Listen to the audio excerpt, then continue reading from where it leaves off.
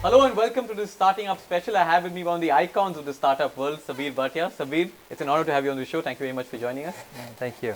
Sabeer, it's 13 good years since the big sale of Hotmail to Microsoft. So many years after that, people would think that Sabeer Bhatia would be with his money in the Bahamas taking a big vacation, right? But here you are investing in companies, mentoring companies, starting new companies. So what keeps Sabeer Bhatia going after 13 long years? No, I think I'm an eternal entrepreneur, and I love the startup world. I love to dabble in new ideas. The beauty of both internet or just technology in general, that it is constantly moving, and it's like a train. And once you've gotten on the train, you want to get back on. So Sabeer, the next big thing from the Sabeer Bhatia stable, of course, is Jackster SMS. So take us through Jackster and what's Jackster all about? We've developed an application that runs on all the mobile data-enabled platforms of the world. And when a user once downloads our application on his or her mobile phone, they can then send a text message to any other mobile phone in the world for free. The way we do this is we make use of the data channel of a data-enabled phone. Once the message gets composed, it gets transported to our server over the data channel. When it's within our network, it's very simple. We push the message down the data channel to the recipient's phone.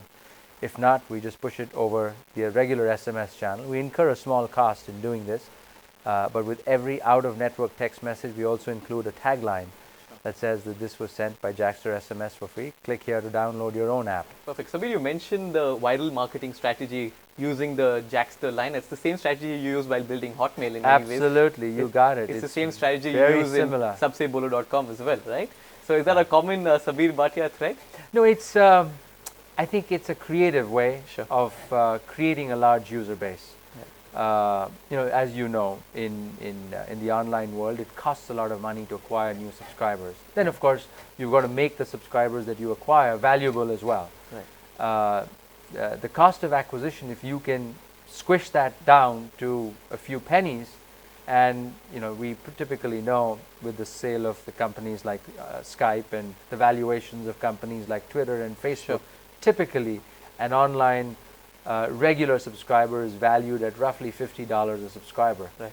So anything less, and if it is significantly less, if your cost of acquisition is significantly less to acquire a regular subscriber or an active subscriber, then you're ahead of the game.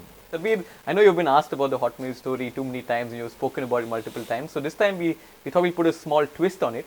So instead of asking you about the story, we've actually got someone else to talk about the story from his view. So why don't you take a look at this? Sure. Sabeer and Jack had this great idea. They had a company called JavaSoft Inc., and it was a web database tools company, literally software that programmers would use to build web applications. And they sent me a business plan on paper. It was on my desk in a stack of plans I get each week, and I was looking through it, and I'm like, well, this is interesting, and I'll meet with these guys. So a couple of us, my partner and I, John and I, met, and we're hearing this pitch, and we're not liking it. And we're saying, God, how is everyone going to ever discover your tools? Why would anyone bother? And then they said, well, wait, we got an idea for the marketing. In 3 months, we'll pull together this web-based email thing. They didn't have a name for it. It would just be web-based email. And consultants like myself would use it, students would use it, you could use it between summer jobs. It sort of clicked and made sense. And their business idea was, well, gosh, everyone who uses this product would want to know what tools were used to build it. And I want to buy tools like that to build my own applications. And so that was the founding vision of JavaSoft Inc. And we instead thought, gosh, why don't we just give you enough money to do that 3-month project? We'll see how that goes, and maybe we won't revisit that whole tools thing. Remember that guy? Absolutely. Is that the way it happened? It was kind of. I mean, I think any story loses its kind of, it gets twisted after 15 years. How did the Hotmail Microsoft deal really happen? So who really made the call, and what was the genesis of that deal exactly? We were issuing press releases just like what Steve Jurvetson said. Every few months that we've now reached the target of 1 million subscribers. We've reached 3 million. We are at 5 million. Right. When we had reached 7 million, somebody at Microsoft took notice and said, you know what, first of all, are these press releases for real? Do you really have 7 million subscribers? And the reason he asked that question was that Microsoft at that time had something called Microsoft Network, MSN, which was like AOL. Sure. and they had only 2.3 million subscribers. That was web-based email as well? No, it wasn't web-based. It was regular AOL-like email. It was downloadable software. They were having a hard time providing email to 2.3 million subscribers because email would be down, at least once or twice every couple of weeks. The deal started by them coming to our offices to check out how we were able to successfully provide email to 7 million subscribers. They brought up the idea that that we should host their email since we were experts at hosting email. Sure. And we were working through the business part of the deal to see how much they would pay us, what it would cost them, and how much money we would make to provide email to them.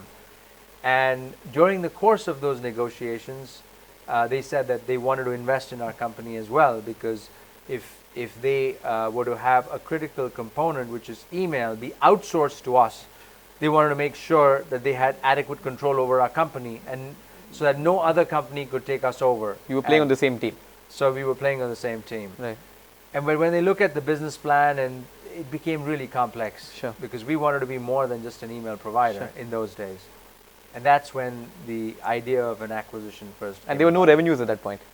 We had some revenues, not a whole lot. Okay. But we were not losing that much money. Okay. I mean, the good news is we had about 4 or 5 million in the bank, and we were losing about 200,000 every month. So we could have lasted for 24 months, which was quite a long runway. So Sabeer, about the value of that deal and the negotiation, we actually have Steve again, Great. who gives us his memory of the deal, and it's quite humorous, so you must listen in. Sure.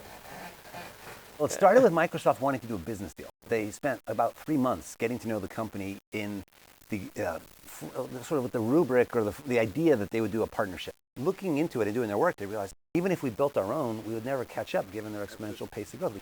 So they got more and more antsy about buying the company. Right. And so we as investors actually tried to convince them not to sell. Okay. We tried to create alternatives. But ultimately the price got higher and higher and higher. It kept going up.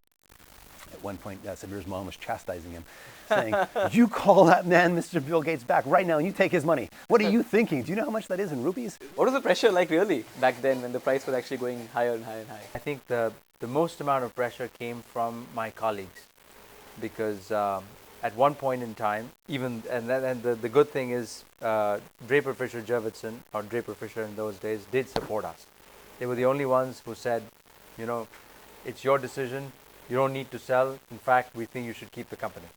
Because the other VC, Menlo Ventures, they wanted to sell out. Sure.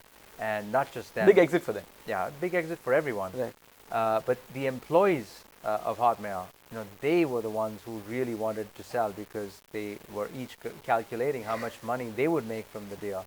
And so, I would have employees come up to me and say, if you sold this company for so much money, I could buy that yacht I always wanted to buy. I've worked at 4 startups. I don't have a home of my own. I can buy this home that I always wanted to buy.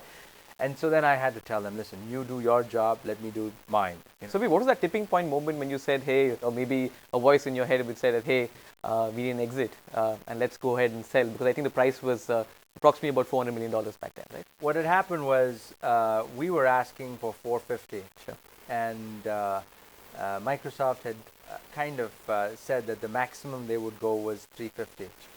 And at which point I said, if 350 is your final offer, nice to know you. I don't think we have a deal. Let's just part as friends, and you do your work and we do ours, and maybe we'll meet in the future. And that was very surprising for them to hear from... This was an email or on the phone? No, on the phone. We were on a conference call, and they made the offer.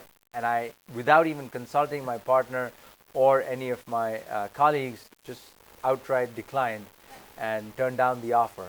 And that was, a tough thing to do.